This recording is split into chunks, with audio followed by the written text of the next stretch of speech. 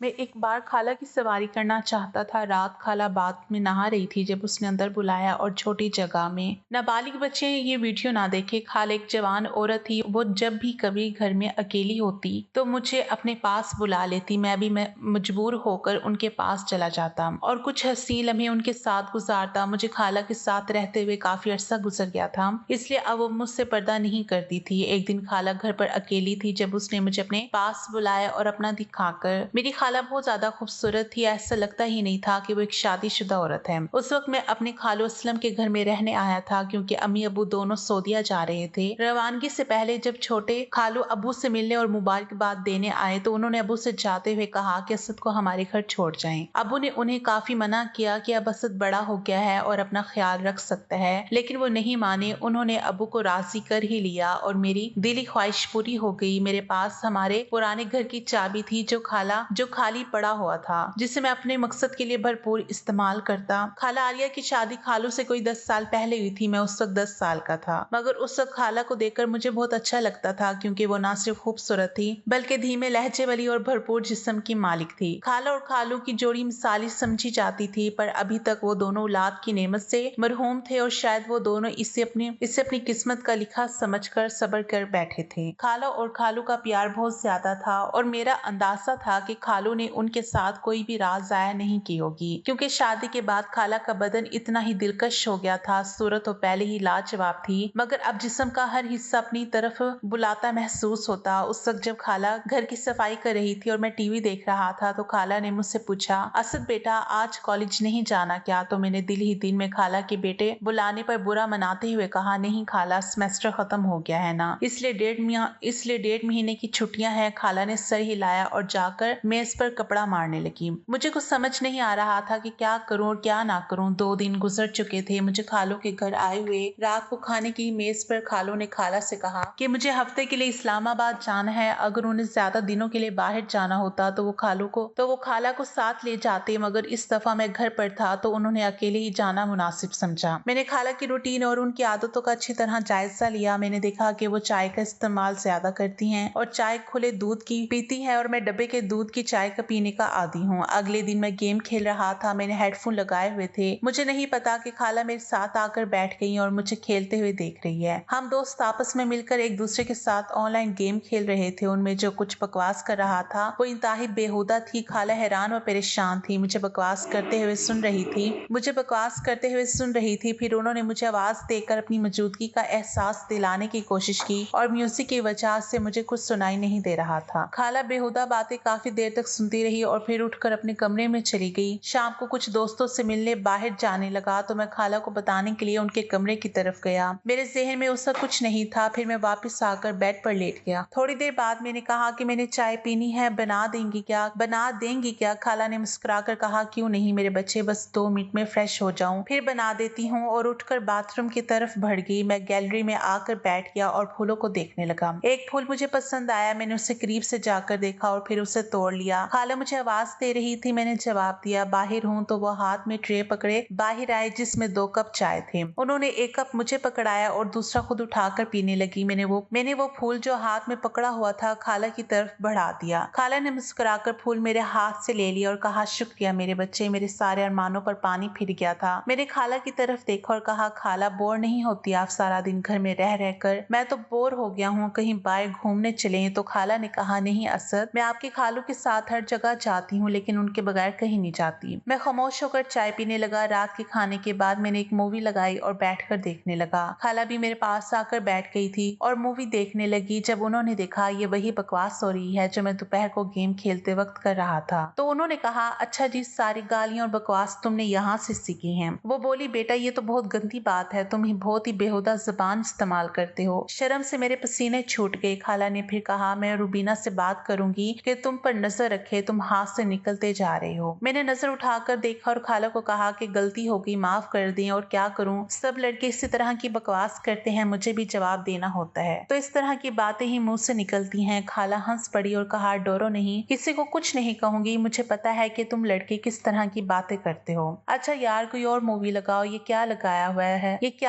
हुआ है? तब जाकर मेरी सांस में सांस आई और मैंने खाला से पूछा कि कौन सी मूवी लगाऊं, तो उन्होंने कहा कि कोई इंडियन मूवी लगाओ। मैंने कोई कोई इंडियन मूवी लगा दी। खाला मूवी देख रही थी और मैं चोरी चोरी उन्हें देख रहा था। खाला अपनी एक टांग उठाकर दूसरी टांग पर रखी और सोफे की टेक पर बाजू लगाकर आराम से बैठ गई। फिर मैंने भी अपनी एक टांग उठाकर अपनी दूसरी टांग पर रख दी। मुझे लगा कि खाला ने मेरी इस हरकत को नोट किया है। उनके चेहरे पर हल्की सी मुस्कुराहट आ गई। मैं भी खाला की तरह दूसरे कोने पर बैठा हुआ था। उसने मुस्कुराते हुए अपनी पोजीशन सही की और मैंने भी उनको देखा और सही होकर बैठने में ही बेहतरी समझी। खाला हंस पड़ी और मुझे कहा, असद मेरी कॉपी कर रहे हो? मैंने उनकी तरफ देखा और सर हिला दिया। तो उन्होंने मसनूई सा गुस्सा किया, क्यों मुझे तंग करना चाह रहे हो? मैंने भी लापरवाही से कहा, हाँ थोड़ा सा, और फिर हंस पड़ी और बोली, क्यों? तो मैंने फौरन कहा, यार इतने दिन हो गए हैं ना मैंने किसी की डांट खाई है ना किसी के जूते, ऊपर से आप इंतहाई बोर हैं। उनके माथे पर बल पड़ गया और कहा, असद क्या मैं वाकई बोर हूँ? तो मैंने कहा, पता नहीं मेरा क्या बनेगा अकेले रहकर। खाला ने मुस्कुराते हुए कहा, तुझे मार खानी है तो मैं लगा देती हूँ। वो मुझे कोई मासूम सा शरारती बच्चा समझ रही थी और ये बात मेरे फायदे में। खैर इस तरह की फजूल बातें करते मुझसे काफी फ्री हो गई जब रात के 1 बजे उनके मोबाइल पर खालू का फोन आ गया और वो उठकर अपने कमरे की तरफ चल पड़ी। मैंने थोड़ी देर मूवी देखी, मैंने टीवी बंद किया और अपने कमरे की तरफ जाने लगा। तभी मुझे खाला के कमरे से उनकी आवाज आने लगी, यार बहुत मिस कर रही हूँ आपको, पता नहीं कैसे गुजरेंगे ये दिन। पता नहीं दूसरी तरफ से क्या कहा गया, मगर जो खाला ने कहा वो मेरे लिए किसी सरप्राइज से कम नहीं था। सुबह मैं जल्दी उठ गया और फ्रेश होकर किचन की तरफ गया तो देखा किचन में कोई नहीं था। मैं खाला के कमरे की तरफ जाकर देखा तो दरवाजा बंद था, यानी खाला सो रही हैं। मैंने किचन में जाकर अपने लिए चाय बनाई और फिर कुछ स्लाइस गर्म करके मेज पर बैठकर नाश्ता करने लगा। मैं नाश्ता कर रहा था कि खाला के कमरे का दरवाजा खुला और वो बाहर निकली। मुझे देखकर थोड़ा शर्मिंदा होते हुए कहा, रात को नींद नहीं आई, बहुत देर से सोई, इसलिए सुबह जल्दी नहीं उठ सकी। मैंने मुस्कुरा कर कहा, कोई बात नहीं, आपने नाश्ता करना है ना, चलिए आज आपका नाश्ता मैं बनाता हूँ। वो बोली, तुम और नाश्ता? वाह क्या बात है। मैंने कहा, आप फ्रेश होकर आए, मैं नाश्ता बनाता हूँ, फिर बात करेंगे। खाला ने सर हाँ में हिलाया और मुस्कुराती दोबारा अपने कमरे में चली गई। तो मैंने कहा, खाला नाश्ते में क्या पसंद फरमाएंगी? खाला ने कहका लगाया और कहा, बकवास नहीं करो असद, मुझे पहले ही शर्म आ रही है। मैंने दोबारा सर झुकाया और कहा, जैसे आपकी मर्जी, और मुड़कर किचन की तरफ जाने लगा। तो खाला ने मुझे देखा और कुर्सी पर बैठ गई। मैं उनकी कुर्सी के पीछे गया और झुक कर कहा, खाला आपका नाश्ता ट्रे उनके सामने रख दी। खाला मेरी तरफ देखकर मुस्कुरा रही थी। खाला ने मेरे सर पर हाथ फेरा और मेरे बालों को खराब कर दिया और कहा, वाह बहुत अक्लमंद हो, मैं तो समझी थी कि तुम भी आजकल के लड़कों की तरह बेपरवाह हो गए। मैंने खाला का हाथ पकड़ लिया जो मेरे सर पर था और कहा, यार मेरा स्टाइल खराब कर दिया। खाला ने मेरे गाल पर एक हल्का सा थप्पड़ लगाया और कहा, कुछ खराब नहीं हुआ, आराम से बैठो और नाश्ता करो। खाला ने नाश्ता किया और फिर कहा कि असद बहुत शुक्रिया, चलो अब हम पक्की दोस्ती करते हैं, और बहुत दिनों बाद मैं इस तरह हंसी हूँ और इतना अच्छा नाश्ता किया है, शुक्रिया। मैंने मुंह बनाकर कहा, तो क्या मैं आपका दोस्त नहीं हूँ? खाला ने मेरे गाल पर चुटकी काटी और कहा, दोस्त हो लेकिन आज पक्की दोस्ती कर ली। मैंने अपना गाल मल कर कहा, यार एक तो ये बहुत गंदी आदत होती है आप आंटियों की, गाल ही लाल कर देती हैं। खाला फिर कह कर लगाकर हंसी और दोनों हाथों को मेरे कानों की तरफ बढ़ाया तो मेरे दौड़ लगा दी। खाला हंसते हुए मेरे पीछे दौड़ पड़ी और कहा, रुक मैं आंटी लगती हूँ तुझे। खाला रुक गई, अपनी कमर पर हाथ रखकर सांस लेते हुए कहा, ठीक है। फिर वो साथ रखी कुर्सी पर बैठ गई।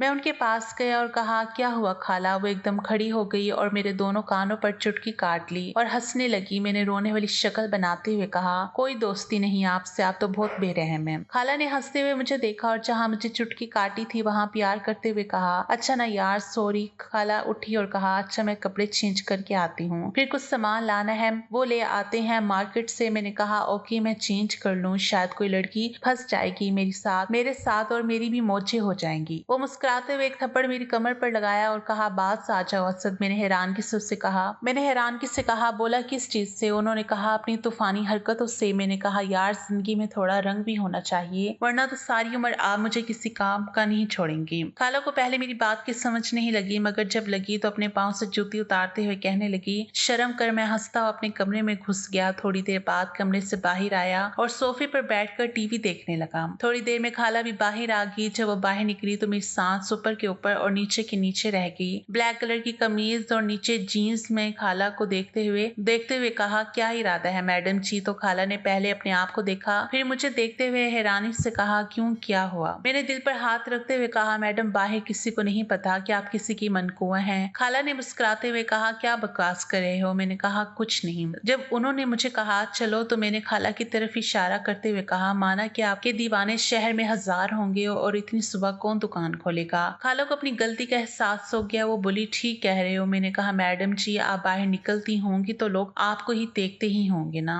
अपना काम कौन देखता होगा। खाला ने मुस्कुराते हुए कहा, असद यार शर्म कर, मैं तेरी खाला हूँ। मैंने भी सर झुकाकर कहा, ओके खाला जान। तो वो हंस पड़ी और मेरे पास बैठते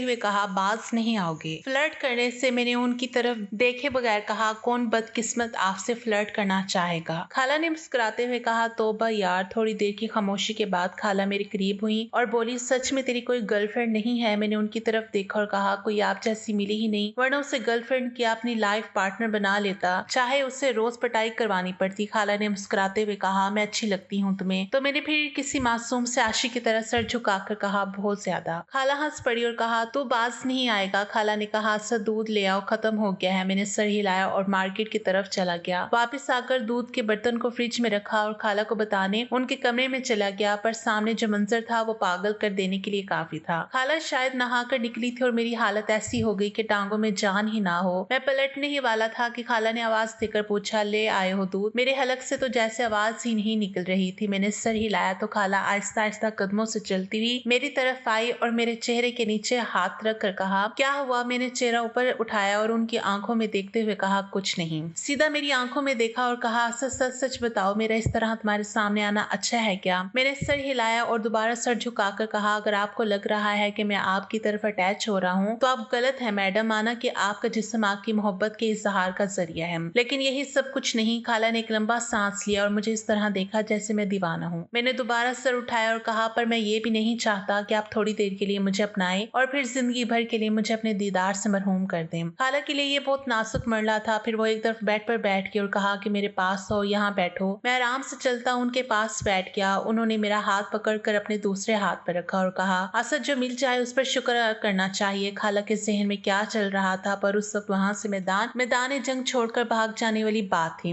मैं सुकून से कमरे से वापस आ गया। तभी मुझे लगा कि खाला अंदर रो रही हैं। उनकी सिसकने की आवाज बाहर तक आ रही थी। मैं दरवाजे के पास गया और कहा कि आप ठीक है? अंदर से कोई जवाब नहीं आया, बस सिसकने की आवाज बंद हो गई। मैंने फिर पूछा, खाला क्या बात है, क्यों रो रही हैं आप? अंदर से आवाज आई, असद मैं थोड़ी देर के लिए अकेली रहना चाहती हूँ, प्लीज अपने रूम में जाओ। मैंने कहा, आप ठीक हो ना? तो खाला ने कहा, हाँ मैं ठीक हूँ। मुझे कुछ समझ नहीं लग रही थी कि आगे क्या करना है। मैं जल्दी से वापस आ गया। फिर कुछ देर बाद खाला भी फ्रेश होकर बाहर आई और मुझसे माजरत करने लगी। उस दिन के बाद से मैंने खाला का बहुत ज्यादा ख्याल रखना शुरू कर दिया, क्योंकि वो बहुत ही ज्यादा तन्हाई का शिकार हो गई थी। मैंने खालू को भी फोन करके वापस घर बुला लिया था। खाला चूंकि एक जवान और हसीन औरत थी, इसलिए वो अपनी तन्हाई को मिटाने के लिए बहुत ज्यादा तरस गई थी। लेकिन ये तो शुक्र था कि हम दोनों में इस तरह का कोई ताल्लुक कायम नहीं हुआ। कुछ दिन मजीद मैंने खाला के घर में गुजारे और फिर मेरे वालिदैन घर वापस आ गए और मैं अपने घर वापस चला गया। मैं अपने देखने और सुनने वालों से यही गुजारिश करूंगा कि कभी भी अपनी जवान बेटी, बहन या बीवी को किसी के आसरे पे नहीं छोड़कर जाना चाहिए, क्योंकि शैतान इंसान का खुला दुश्मन है। वो इंसान को हर वक्त बहकाने में लगा रहता है कि कोई नहीं यार, ये कौन सा कोई बुरा काम है, सारी दुनिया ही कर रही है, अभी मजे कर बाद में तौबा कर लेना, अभी कौन सा तौबा का दरवाजा बंद हुआ है, बाकी का मामला बाद में देखा जाएगा, अभी खूब इंजॉय कर। वैसे भी इंसान तो खता का पुतला है, इंसान से खता हो ही जाती है। लेकिन ये तो शुक्र था कि मेरे और खाला के दरमियान इस तरह का कोई भी ताल्लुक कायम नहीं हुआ। एक हसीन औरत जब कई दिनों तक एक नामहरम के साथ रहेगी तो वो एक न एक दिन अपनी हद को क्रॉस कर ही जाएगी। तो हमेशा अपनी इज्जत का ख्याल रखें। बाज़ औक़ात ऐसा भी होता है कि शोहर अपनी बीवी को छोड़कर बैरून मुल्क कहीं भी दूर काम के लिए चला जाता है। औरत बेचारी खास अरसे तक अपने आप को काबू में रख सकती है, लेकिन जब उसकी बर्दाश्त खत्म हो जाती है तो वो भी आमादा हो जाती है। तो प्यारे दोस्तों, हमेशा अपनी बीवी को अपने साथ ही रखें ताकि आपकी इज्जत कायम व दायम रहे और आप इसका पूरा हक अदा करें और वो भी गुनाह कबीरा करने से बच जाए।